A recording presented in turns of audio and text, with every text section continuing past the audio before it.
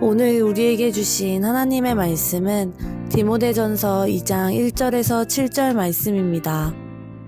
그러므로 내가 첫째로 권하노니 모든 사람을 위하여 간구와 기도와 도고와 감사를 하되 임금들과 높은 지위에 있는 모든 사람을 위하여 하라. 이는 우리가 모든 경건과 단정함으로 고요하고 평안한 생활을 하려 함이라. 이것이 우리 구주 하나님 앞에 선하고 받으실 만한 것이니 하나님은 모든 사람이 구원을 받으며 진리를 아는 데에 이르기를 원하시느니라. 하나님은 한 분이시오. 또 하나님과 사람 사이의 중보자도 한 분이시니 곧 사람이신 그리스도 예수라. 그가 모든 사람을 위하여 자기를 대속물로 주셨으니 기약이 이르러 주신 증거니라. 이를 위하여 내가 전파하는 자와 사도로 세움을 입은 것은 참말이오. 거짓말이 아니니 믿음과 진리 안에서 내가 이방인의 스승이 되었노라. 오늘 이 말씀에 많은 은혜 받으시기 바랍니다. 디모데전서 2장을 볼 때 제일 좀 제가 관심을 가진 것은 모든 사람을 위하여라는 이제 구절입니다. 저는 이 단락의 핵심 어구를 모든 사람을 위하여 이렇게 여러분들이 좀 기억하시고 오늘 우리가 기도할 때 또 특별히 이번 여름 우리에게 보내주신 우리의 자녀들과 자녀 세대를 위해 기도할 때 여러분들이 마음에 두고 함께 기도하기를 원합니다. 성곽교 믿음의 공동체가 세운 신앙훈련의 목표점이 있습니다.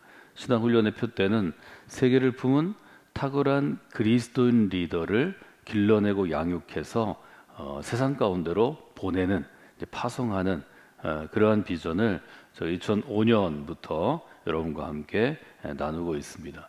세 가지 큰 주제가 있죠. 하나는 세계를 품은 이라는 의미이고, 또 하나는 탁월함이고, 세 번째는 크리스천 리더십에 대한 주제입니다. 계속해서 제가 이 뜻이 무엇인지를 10년 넘게 계속 여러분과 함께 나눠왔는데, 탁월한 인생이라든지 또 크리스천 리더십으로 쓰는 것은 우리가 흔히 세상에서, 즉 사회적인 교육에서도 강조하는 바이기 때문에 우리가 예를 들어 선진국을 이루기 위해서는 각자의 분야에서 탁월함을 갖춰야 하고, 또 우리가 세계에 영향력을 주기 위해서는 일정한 리더십들이 모든 분야에 세워져야 한다는 것은 보편적인 가치가 될 수도 있습니다. 근데 세계를 품은 그리스도인이라는 일종의 정의는 제가 계속해서 설명해 드리지만 여러 질문들을 제가 받게 됩니다.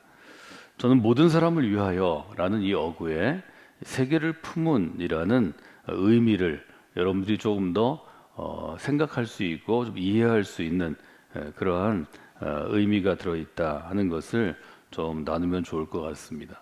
그래서 세계를 품은 그리스도인, 우리가 이렇게 이야기할 때 세계를 품은 그리스도인은 그 사람의 마음과 생각 혹은 신앙적인 눈으로 볼 때, 신앙적인 관점에서 영역이 좀 확대되어 있다, 이렇게 여러분들이 좀 보시면 좋을 것 같습니다.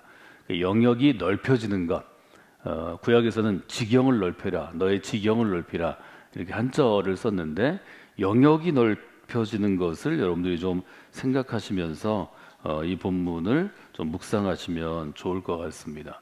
세계를 품은 그리스도인이 된다는 것은 우리가 기도를 하든지 아니면 말씀을 어떤 적용을 하든지, 또 아니면 누구를 돕거나 아니면 누구를 그리스도인으로 세우는 일종의 훈련과 혹은 구제와 또 선교의 사역들을 하면서 우리가 바라보고 있는 우리의 눈, 우리의 관점이 어떤 영역을 향해 있는가 하는 일종의 인간이 보이지 않지만 인간이 지향하는 영역에 대한 것으로 여러분들이 좀 생각해 보시면 좋을 것 같습니다. 1절과 2절 혹은 7절까지 전체에서 일정한 기도의 관점, 기도의 영역에 대해서 지금 디모데전서가 우리에게 도전하는 것은 그리스도인이라면 모든 사람을 위하여 간구해야 한다 하는 것입니다. 그리스도인은 모든 사람을 위하여 간구해야 한다 하는 아주 분명한 도전입니다.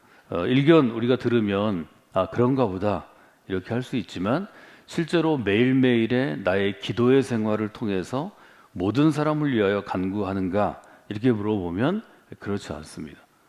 모든 사람을 위하여 간구하는 것은 절대로 낮은 차원의 신앙 단계, 신앙의 레벨이 낮을 때에는 불가능한 일입니다.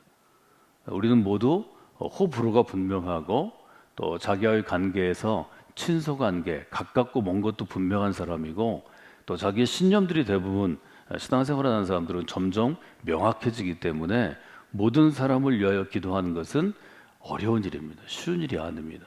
어떤 차원이든지 낮은 차원이든 높은 차원이든 우리가 예를 들어 기도 생활을 한다 이렇게 보면 그리스도인에게 있어서 기도하는 삶은 매우 중요하다고 우리가 강조하고 여러분도 알고 있고 또 어느 정도 수준이 되는 사람들에게는 늘 강조하지만 실제로 제대로 기도하는 삶이 우리에게 가능하냐 이렇게 물어보면 출발부터 쉬운 일이 아닙니다. 대부분 우리가 생각하는 기도의 내용은 어떤 종교에도 갖고 있던 낮은 차원의 기도입니다. 뭐 내 가정이 잘 되는 것, 내 자녀가 잘 되는 것, 내가 하는 일이 잘 되는 것, 오늘 나의 인생이 좀 즐겁고 행복한 것. 이것을 과연 예수님께서 기도로 우리에게 제시하시고 가르치셨는가 물어보면 성경이 얘기하는 제대로 기도 생활을 하는 것보다는 아주 낮은 차원이죠. 이것은 종교 생활을 하는 혹은 신앙 생활을 하는 어떤 사람이라도 그냥 갖고 있는 인간의 일정한 종교적인 필요입니다. 내가 노력할 뿐만이 아니라 나를 도우시는 분이 나를 도왔으면 좋겠다. 이것은 아주 순전한 마음, 순수한 마음이지만 이것이 과연 하나님께서 우리에게 복음을 제시하시거나 교회라는 신앙 공동체를 세우거나 우리로 하여금 부르심을 받은 사람이라는 아주 하나님의 아들로서 하나님의 딸로서의 그러한 의식을 갖게 하는 의도가 여기 있겠는가 이렇게 물어보면 이것은 아주 특별한 하나님과의 관계가 없어도 하나님의 뜻을 이해하지 못해도 어떤 사람이든 갖고 있는 것이죠. 그러니까 보편적인 종교적 기도입니다. 그런 점을 우리가 한번 돌아보시면 좋을 것 같습니다. 저는 신앙의 목표를 세계를 품은 그리스도인이 되는 것 이렇게 높은 데 두는 것이 아주 합당하다고 생각합니다. 이것은 쉽게 말하면 그리스도의 마음으로 세계를 좀 바라보는 것입니다. 그리스도의 마음으로 세계를 바라보는 것보다 더 큰 것은 없습니다. 이것은 제가 여러분에게 늘 강조하는 것 중에 하나가 우리가 신앙생활을 할 때 얻게 되는 가장 큰 선물은 어떤 것이냐, 하나님이 우리에게 주시는 큰 복은 어떤 것이냐 하면 하나님의 때를 알게 하고 또 하나님의 뜻을 따라서 하나님의 길을 알게 하고 하나님의 규모로 살아가게 하시는 것이다. 하나님의 때, 하나님의 길로, 하나님의 규모로 제가 이것을 여러분에게 계속해서 강조하고 있습니다. 말하자면 그리스도의 마음으로 세계를 바라보면 그리스도의 규모를 경험할 수 있습니다. 1절에 보면 1절은 이렇게 시작합니다. 내가 첫째로 권하노니, 첫 번째로 권한다는 거죠. 순서로 봐도 첫 번째, 우리가 영어로 first라고 하는 말을 많이 쓰는데요. 첫 번째 하는 거죠. 그런데 이 헬라어 단어에는 첫 번째라는 순서의 의미도 있지만 여러 가지 일들이 있을 때 그 가운데 이 10가지 중에 가장 중요한 이런 뜻도 있습니다. 그러니까 내가 첫째로 간구합니다 하는 것을 우리가 본다면 내가 지금 예를 들면 영적인 스승인 바울이 디모데에게 가장 중요한 것을 내가 당신에게 권합니다.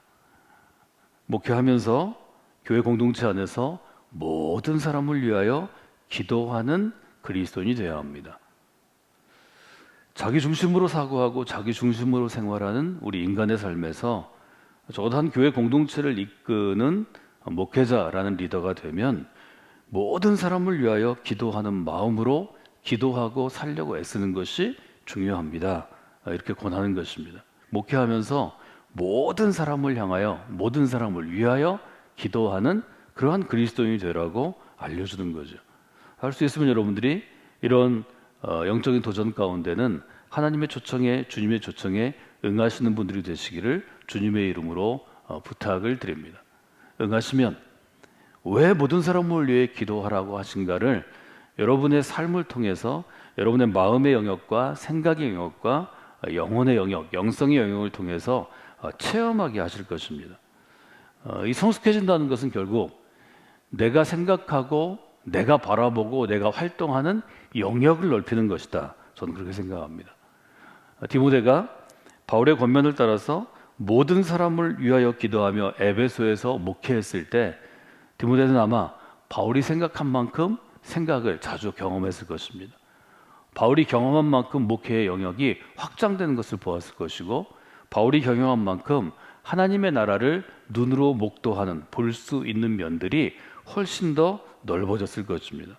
1절에 보면 간구와 기도와 도구와 감사를 하되, 그래서 기도를 네 단어로 표현했습니다. 그래서 기도에 대해서 우리가 얘기할 때 예를 들자면 기도 학교를 우리가 기도를 훈련하는 학교를 한다면 그곳에서는 이 네 가지를 나누어 설명할 수 있습니다.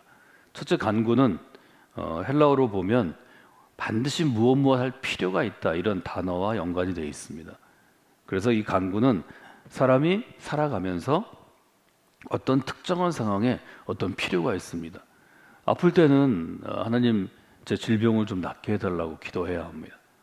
우리가 정말 궁핍하고 어려울 때는 하나님, 제가 생활이 정말 어려운데 오늘 먹을 것 저기 공급해 주시길 원합니다. 제가 이런 일에 꼭 필요한 재정이 있는데 하나님 이걸 주셔야 우리 아이가 이렇게 할 수 있겠습니다. 이런 아주 근본적인 어떤 필요가 있어서 기도하는 것, 이것을 이제 간구라고 한다는 거죠. 이것은 아주 기본적인 필요에 기반하는 것입니다. 영어로 우리가 쓸 때는 영어 성경은 petition이라는 단어를 쓰는데요. 이것은 여러분들이 학교에서나 여러 가지에서 이 단어를 한번 찾아보시면 좋을 것 같습니다. 두 번째 얘기하는 기도는 어떤 것인가 하면 기도의 대상을 향해서, 말하자면 하나님을 향해서 가까이 가는 것이라는 헬라어 단어의 뜻이 있습니다. 이것은 신적인 존재, 우리에게는 하나님 아버지를 향한 일상생활의 기도입니다. 말하자면 성도들이 매일매일의 삶에서 하나님께 드리는 기도, 오늘 하루의 삶이 하나님 보시기에 아름다운 삶이 되기를 원합니다. 하나님, 오늘 하루의 삶을 인도해 주시기를 원합니다. 하나님, 제게 오늘 중요한 일이 있는데 이 일 가운데 동행해 주시기를 원합니다. 이런 경건한 아주 일반적인 모든 기도라는 거죠. 세 번째로 쓰인 단어는 도고라는 단어입니다. 이 도고는 청원하다 혹은 간구하다라는 뜻의 단어로부터 시작되었는데, 이것은 특별히 다른 사람을 위해서 청원하는 것입니다. 그래서 우리가 이 도고는 다른 사람을 위한 기도, 이렇게 쓸 수 있습니다. 말하자면 이것은 중보기도인데요. 여러분 영어 성경을 찾아보시면 intercession이라는 단어를 씁니다. 이것은 지난 히브리서를 저희가 통해서 얘기했지만, 하나님과 사람 사이에 제사장이 가운데 서서 하나님을 향하여 있을 때는 사람을 대변하고, 사람을 향해 있을 때는 하나님의 뜻을 전하는, 즉 중간에서 역할을 하는 중보자라는 우리가 단어를 쓰는데, 즉 우리 디모데전서에서도 보면 그리스도를 중보자라고 그렇게 고백하는 것을 보게 됩니다. 도구는 다른 사람을 위한 기도, 지금 한국교회에서는 중보기도라는 용어로 거의 통일돼서 쓰고 있는데요. 그렇게 보시면 좋겠습니다. 그 다음에 있는 이제 단어가 기도의 영역 중에서 감사의 기도입니다. 이것은 좋은 것으로 주실 때 그 좋은 것으로 주시는 것에 대해서 내가 마음을 표현하는 것입니다. 한자어로 쓰면 사의를 표현하다 그러는데, 감사의 뜻을 표현하는 것입니다. 그래서 이것은 하나님께서 우리에게 베풀어 주신 것에 대해서 감사의 마음을 표하는 것입니다. 간구, 기도, 도고, 또 감사, 이 네 가지의 기도는 모든 사람을 위하여 해야 한다 하는 것이 우리가 읽은 지금 디모데전서의 아주 분명한 뭐라 그럴까요? 권면이라고 볼 수 있습니다. 여기서 말하는 모든 사람이란 그냥 모든 사람, 이렇게 우리가 아주 적당하게 얘기하는 게 아니고요. 에베소 교회의 상황을 좀 보면 좋을 것 같습니다. 에베소는 그 당시에 국제도시였습니다. 그래서 예를 들면 서울에 가면, 또 동경에 가면, 상해에 가면, 또 LA에 가면, 뉴욕에 가면 사람들이 아주 다국적으로 모여 있는 것처럼 많은 인종들이 있었고, 이 에베소 교회는 사회적인 위치도 서로 다른 사람들이 있었을 것이라 우리가 추정합니다.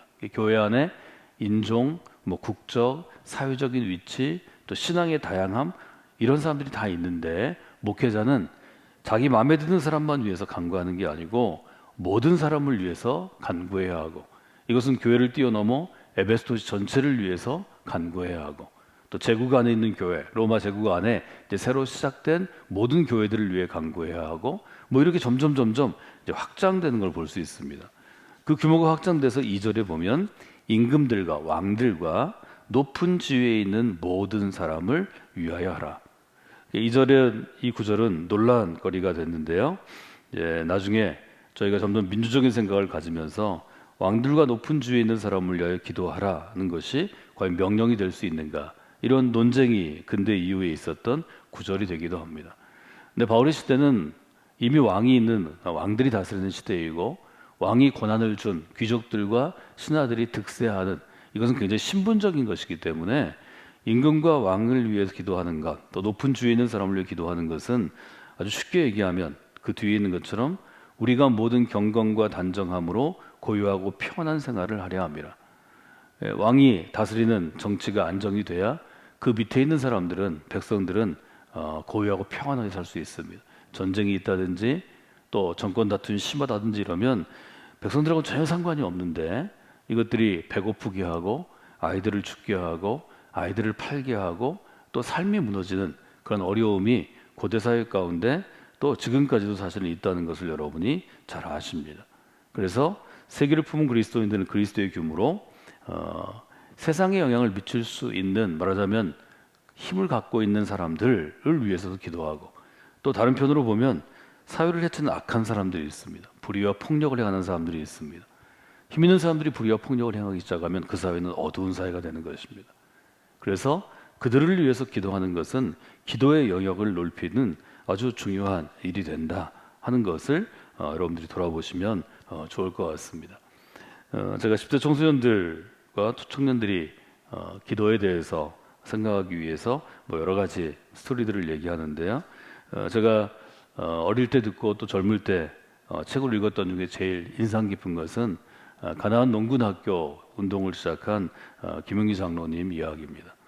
이분은 전쟁 후에 1950년대 60년대에도 본인이 일군 가나안 농군학교의 기도실에 새벽이 되면 일어나서 새벽 3시에서 4시 사이에 일어나서 기도했는데, 국가와 민족을 위해 기도할 때 제일 처음에 한 것이 북녘 땅의 김일성이 예수 믿게 하소서였습니다.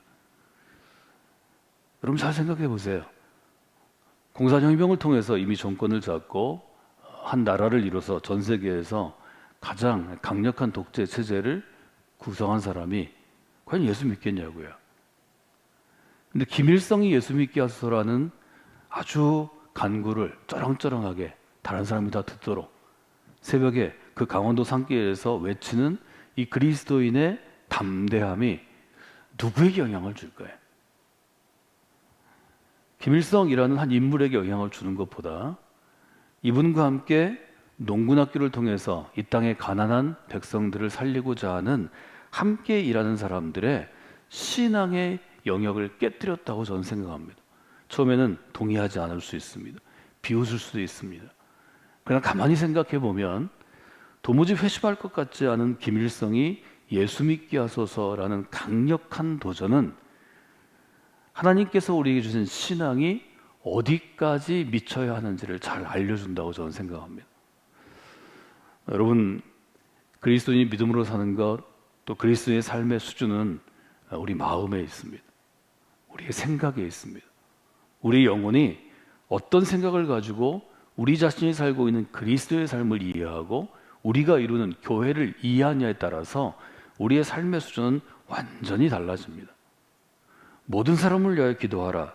이 어떻게 보면 일견, 한편으로 보면 평범할 것 같은 이 분명한 도전이 사실은 세상을 바꾸는 도전입니다. 이 도전을 아주 순전하게 받아들이고 내 평생 일생에 내 삶에서 이루어야 할 신앙의 표대로 삼은 사람이 저는 세상을 바꾼다고 생각합니다. 우리가 지금 누리고 있는 이 기독교적인 문화, 또 이 교회 공동체, 또 우리가 누리고 있는 이 안전한 신앙생활이 한국에서도 쉽게 그냥 주어지지 않았습니다. 예수 믿는 것이 그렇게 자유로운 것이 오래되지 않습니다. 예수 믿는 것을 당당하게 이야기하고 교회가 이처럼 사회에서 아주 큰 규모의 영향력을 끼치는 기관이 된 것도 오래지 않습니다. 이 점들을 우리가 한번 생각해 볼 필요가 있습니다. 모든 사람을 위하여 기도하라. 이것은 강력한 도전이 될 수 있습니다. 이 여름에 우리 교회 가운데 나온 우리의 사랑하는 자녀들이 아주 어린아이든지 10대 청소년이든지 청년이든지 모든 사람을 품고 기도하는 기도의 용사가 세워지기를 원합니다. 이 아이들을 지도하는 저와 같은 목회자들이나 사역자들이나 또 함께 동역하는 교사들이 이 동일한 아주 웅대한 하나님의 꿈을 가지고, 그리스도의 꿈을 가지고 아이들에게 도전할 때 그때 아이들의 심령 가운데 하나님의 나라가 임하는 것입니다. 이것은 매우 중요한 일입니다. 지금 내가 어떤 일을 하는지, 내가 얼마만큼의 재산을 갖고 있는지, 얼마만큼 몇 사람에게 영향을 주는지, 이것보다 더 중요한 것은 하나님의 규모로 세상을 바라보고 세상을 품는 것입니다. 이 일정한 신앙의 진리, 영적인 진리를 우리가 좀 아이들에게 전달하는 이 귀한 여름이 되기를 원합니다.